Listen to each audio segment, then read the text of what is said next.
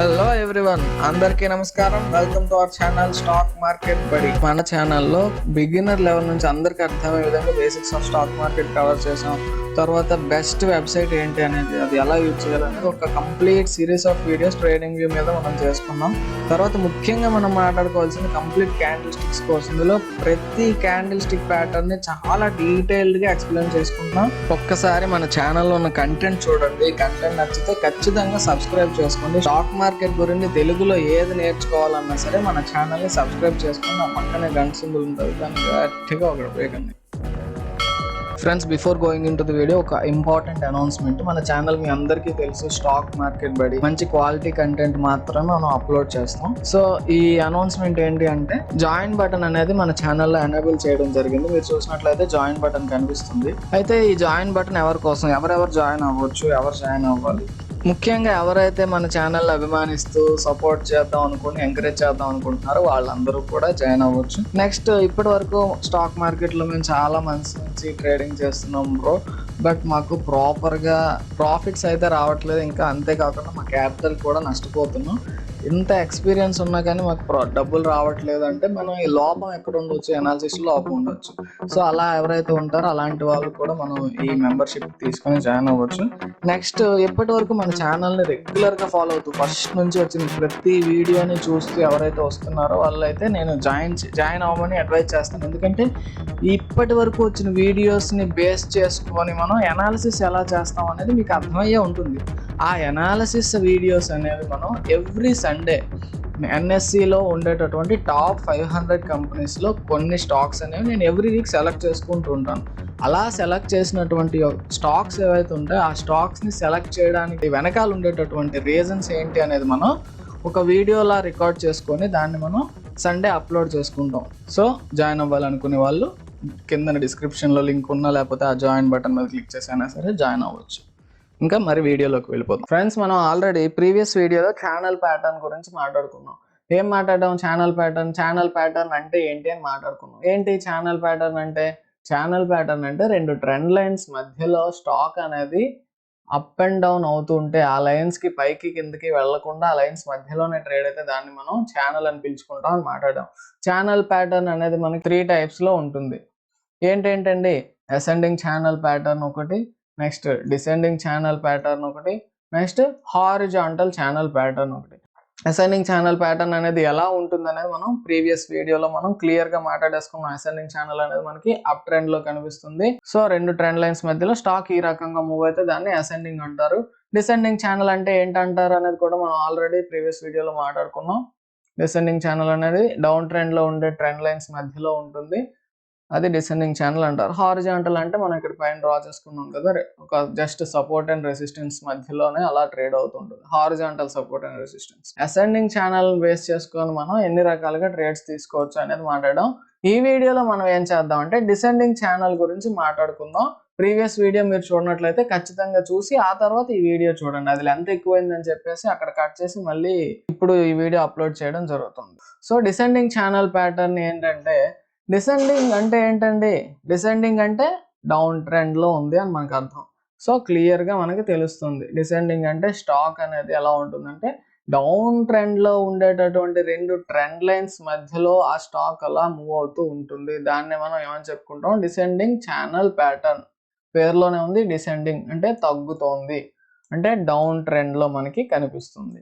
So ఇది clear. Okay, మరి అంటే ఏంటనేది అర్థమైంది. దీన్ని బేస్ చేసుకొని మనం ట్రేడ్స్ ఎలా తీసుకుంటాం? మీకు గుర్తున్నట్లయితే మనం అసెండింగ్ ఛానల్ ప్యాటర్న్ లో ట్రేడ్స్ గురించి మాట్లాడుకునేటప్పుడు 2 టైప్స్ గా మనం క్లాసిఫై చేసుకున్నాం. అంటే with in the channel, out side the channel అని మాట్లాడుకున్నాం. అంటే డిసెండింగ్ ఛానల్లో కూడా మనం with in the channel, out side the channel అనే మాట్లాడుకుంటాం. So with in the channel అంటే ఏంటి? ప్రీవియస్ గా ఆల్రెడీ 3 టైమ్స్ మనకి సపోర్ట్ గా యాక్ట్ చేసింది ఏది? Lower trend line. So lower trend line ఏదైతే ఉందో అది ప్రీవియస్ గా మనకి సపోర్ట్ లా యాక్ట్ చేసింది. సో అక్కడికి స్టాక్ మళ్ళీ ఆల్రెడీ 3 టైమ్స్ సపోర్ట్ గా ఉంది కాబట్టి మళ్ళీ స్టాక్ ఆ ప్లేస్ కి ఎప్పుడైతే వస్తుందో ఇక్కడ నుంచి మనం ఏం ఎక్స్పెక్ట్ చేయొచ్చు? ప్రైస్ మళ్ళీ సేమ్ అదే విధంగా పైకి బౌన్స్ అయ్యే ఛాన్స్ ఉంది అని ఎక్స్పెక్ట్ చేయొచ్చు. అలాంటప్పుడు మనం ఏం చేస్తాం? బై చేస్తాం. సో ఇది ఒక ట్రేడ్. ఏంటి? సపోర్ట్ దగ్గర బై చేయడం అనేది ఫస్ట్ ట్రేడ్. అదేంటి, విత్ ఇన్ ద ఛానల్లో మనం సపోర్ట్ దగ్గర బై చేయడం అనేది ఒక ట్రేడ్. నెక్స్ట్ అలా మళ్ళీ ఆ రెసిస్టెన్స్ దగ్గరికి రీచ్ అయింది. రెసిస్టెన్స్ దగ్గరికి వెళ్ళేటప్పుడు ఏం చేస్తాం, మళ్ళీ అది రెసిస్టెన్స్ లా యాక్ట్ చేస్తుంది, అంటే మళ్ళీ ప్రైస్ కిందకి వచ్చే ఛాన్స్ ఉంది. కాబట్టి ఇక్కడ మనం రెసిస్టెన్స్ దగ్గర సెల్ చేస్తాం. అప్పర్ ట్రెండ్ అనేది రెసిస్టెన్స్ లా యాక్ట్ చేస్తుంది కాబట్టి రెసిస్టెన్స్ దగ్గర సెల్ చేస్తాం. సో సెకండ్ ట్రేడ్ ఏంటి, రెసిస్టెన్స్ దగ్గర సెల్ చేయడం. సో ఎక్కడ చూసుకున్నా ఎప్పుడైనా సరే మనం సపోర్ట్ వచ్చిందంటే అక్కడ సపోర్ట్ నుంచి మళ్ళీ ప్రైస్ బౌన్స్ బ్యాక్ అవుతుంది. సో సపోర్ట్ దగ్గర ఎప్పుడు కూడా బై ట్రేడే ఉంటుంది. రెసిస్టెన్స్ దగ్గర ఏంటి, రెసిస్టెన్స్ అనేది మనకి ప్రైస్ని పైకి వెళ్ళనివ్వకుండా ఉంటుంది కాబట్టి అక్కడ సెల్ చేస్తాం. ఇది జనరల్గా మనం చేసేది. కానీ దీనికి వ్యతిరేకంగా ఎప్పుడు జరుగుతుంది, ఒకవేళ స్టాక్ అనేది బ్రేక్ చేసింది, అంటే రెసిస్టెన్స్ ని బ్రేక్ చేసుకొని బయటకు వచ్చేసింది, అప్పుడు ఏమంటాం, దాన్ని బ్రేక్అవుట్ అంటాం. ఓకేనా, బ్రేక్అవుట్ ఎప్పుడైతే జరుగుతుందో అప్పుడు మనం ట్రెండ్ లైన్ బ్రేక్అవుట్ కాబట్టి దాన్ని మనం బై చేస్తాం, అంటే అక్కడ నుంచి స్టాక్ పెరుగుతుంది అనేది. అది బ్రేక్అవుట్ అంటే థర్డ్ ట్రేడ్ ఏంటి, బ్రేక్అవుట్ అయ్యేటప్పుడు బై చేస్తాం. నెక్స్ట్ ఫోర్త్ ట్రేడ్ ఏంటి, ఒకవేళ పైకి వెళ్లకుండా ఇక్కడ సపోర్ట్ దగ్గర సపోర్ట్ ని బ్రేక్ చేసింది, అంటే బ్రేక్ డౌన్ జరిగింది అనుకోండి. ఓకేనా, కన్ఫ్యూజన్ ఏం లేదు కదా, క్లియర్ గానే ఉంది కదా, డౌట్ ఏమైనా ఉంటే ఒకసారి మాత్రం కామెంట్ లో పెట్టండి. సో బ్రేక్ డౌన్ అయింది అంటే ఒక క్యాండిల్ అనేది కిందన క్లోజ్ అయింది. సేమ్ అసెండింగ్ ఛానల్లో మనం మాట్లాడుకున్నదే ఇక్కడ, అందుకోసం మళ్ళీ ఎక్కువ టైం స్పెండ్ చేయట్లేదు, ఈజీగానే ఉంటుంది, అర్థమైపోతుంది. సో బ్రేక్ డౌన్ జరిగింది, బ్రేక్ డౌన్ జరిగితే ఏం చేస్తాం, సెల్ చేస్తాం. సో బ్రేక్ డౌన్ జరిగేటప్పుడు మనం షార్ట్ సెల్లింగ్ అనేది చేస్తాం. సో క్లియర్ కదా ఇంతవరకు. ఒక్కసారి మనం సమ్మరీలా చూసుకున్నట్లయితే డిసెండింగ్ ఛానల్ ప్యాటర్న్లో మనం 2 types of trades within the channel తీసుకుంటాం. Within the channel 2 types of trades ఏంటి, సపోర్ట్ దగ్గరకు వచ్చేటప్పుడు స్టాక్ పైకి పెరుగుతుందనే ఉద్దేశంతో మనం బై చేస్తాము, అది ఫస్ట్ ట్రేడ్. అదే రెసిస్టెన్స్ దగ్గరికి అలా స్టాక్ వెళ్ళి మళ్ళీ అది కిందకు వచ్చేస్తుంది అనే ఉద్దేశంతో మనం అక్కడ సెకండ్ ఏం చేస్తాం, షార్ట్ చేస్తాం, దీన్నే మనం షార్ట్ సెల్లింగ్ అంటాం. So next out side the channel మనం తీసుకునే ట్రేడ్స్ ఏంటి, అవుట్ సైడ్ ద ఛానల్ ఎప్పుడు ఆ ట్రెండ్ లైన్ అనేది బ్రేక్ అయిపోయింది అనుకోండి, దాన్నే మనం బ్రేక్అవుట్ అంటాం. అలాంటప్పుడు మనం ఏం చేస్తాం, బై చేస్తాం. ఒకవేళ లోయర్ ట్రెండ్ లైన్ అనేది అప్పటి వరకు సపోర్ట్ లో యాక్ట్ చేసింది కదా, అది బ్రేక్ డౌన్ జరిగింది అనుకోండి, అప్పుడు మళ్ళీ ఏం చేస్తాం, మనం షార్ట్ చేస్తాం. సో ఇది 4 kinds of trades in descending channel pattern. Clear, ఇంతవరకు అర్థమైంది కదా. ఇప్పుడు ఒకసారి ఎగ్జాంపుల్ చూద్దాం. ఈ ఎగ్జాంపుల్లో చూస్తే మనకి కొంచెం క్లియర్గా అర్థమవుతుంది. ఎగ్జాంపుల్లోకి వెళ్దాం. సో ఇది ఒక డిసెండింగ్ ఛానల్ ప్యాటర్న్ మనం చూసినట్లయితే పైన ఉండేటటువంటి ట్రెండ్ లైన్ అనేది మనకి రెసిస్టెన్స్ లా యాక్ట్ చేస్తుంది, కింద ఉండేటటువంటి ట్రెండ్ లైన్ సపోర్ట్ లా యాక్ట్ చేస్తుంది. ఇప్పుడు ట్రేడ్ ఎప్పుడు వస్తుంది, మనం ఎప్పుడు తీసుకోవాలి, ఈ సపోర్ట్ దగ్గరకు వచ్చేటప్పుడు మళ్ళీ మనం బై చేస్తాం. సో ఇది ఒక బై ట్రేడ్ ఇక్కడ తీసుకోవచ్చు. నెక్స్ట్ అలా కాకుండా మళ్ళీ రెసిస్టెన్స్ లెవెల్ దగ్గరికి వెళ్ళి ఇక్కడ నుంచి, అంటే ఆ రెసిస్టెన్స్ దగ్గరికి మళ్ళీ వెళ్ళింది కిందకు వస్తుంది అని మనకి అనిపిస్తే అక్కడ మనం సెల్ చేస్తాం. ఇది ఒక ట్రేడ్. ఓకేనా, ఈ 2 ట్రేడ్స్ ఓకే. సో ఇక్కడ ఎగ్జాంపుల్ చూసినట్లయితే మనం స్టాప్ లాస్తో సహా ఎక్స్ప్లెయిన్ చేసుకుందాం. చాలా మందికి స్టాప్ లాస్ కాన్సెప్ట్ అర్థం కావట్లేదు. సో ఇక్కడ స్టాప్ లాస్ ఎలా పెట్టుకుంటాం అనేది simple logical stop loss. For example first trade ఏంటి, మనల్ని సపోర్ట్ దగ్గర బై చేస్తాం అని చెప్పుకున్నాం కదా, అంటే ఇది ఈ ట్రెండ్ లైన్ ఎక్స్టెండ్ చేసుకోండి, ఈ ట్రెండ్ లైన్ కొంచెం ఎక్స్టెండ్ చేసుకోండి.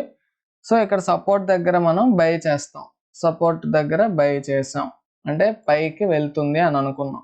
అలా పైకి వెళ్ళకుండా అది కిందకి క్లోజ్ అయింది ఒక క్యాండిల్, అంటే కిందకి ఎప్పుడైతే క్లోజ్ అయిందో అప్పుడు మరి పైకి వెళ్ళదు అని మనకు అర్థమైంది కదా, ట్రెండ్ లైన్ బ్రేక్ డౌన్ జరిగిపోయింది. సో ఆ కిందకి క్యాండిల్ ఎప్పుడైతే క్లోజ్ అవుతుందో అదే మన యొక్క స్టాప్ లాస్ అవుతుంది. అంటే ఇక్కడ నుంచి మళ్ళీ కిందకి వెళ్ళిపోతుంది కాబట్టి మన లాస్ అనేది అక్కడ ఇంకా పెంచుకోకూడదు. సో అది స్టాప్ లాస్. ఓకే, ఫస్ట్ ట్రేడ్లో మన యొక్క స్టాప్ లాస్ అలా ఉంటుంది. అలా కాకుండా స్టాక్ కింద నుంచి మళ్ళీ పైకి వెళ్ళింది, నెక్స్ట్ లెవెల్ ఏంటిది, రెసిస్టెన్స్ లెవెల్. రెసిస్టెన్స్ దగ్గర మనం ఏం చేస్తాం, సెల్ చేస్తాం కదా, మనం సెల్ చేసేసాం. మరి స్టాప్ లాస్ ఏం పెట్టుకోవాలి, స్టాప్ లాస్ అంటే అర్థం ఏంటి, మనం తీసుకున్నటువంటి ట్రేడ్ ఫెయిల్ అయ్యింది అని అర్థం.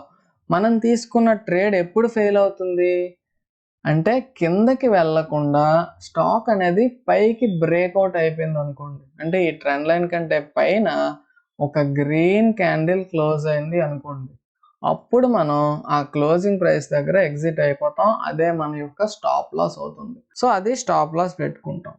క్లియర్? ఇది రెసిస్టెన్స్ దగ్గర సెల్ చేసినప్పుడు చేయాల్సిన పద్ధతి. Next out side the channel 2 trades ఉన్నాయి కదా, breakout trade, break down trade. First break down అయింది అనుకోండి, అంటే బ్రేక్ డౌన్ అయినప్పుడు మనం ఏం చేస్తాం, సెల్ చేస్తాం. మరి దీని స్టాప్ లాస్ ఏంటి, మీరు ఆల్రెడీ గెస్ చేసేయచ్చు.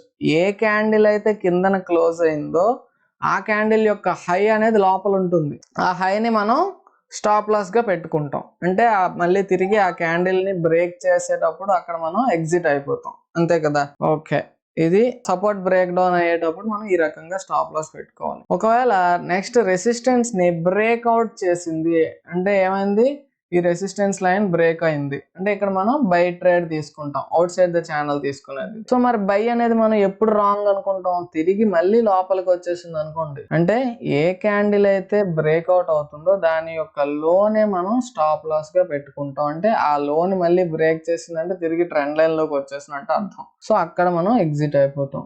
క్లియర్ కదా.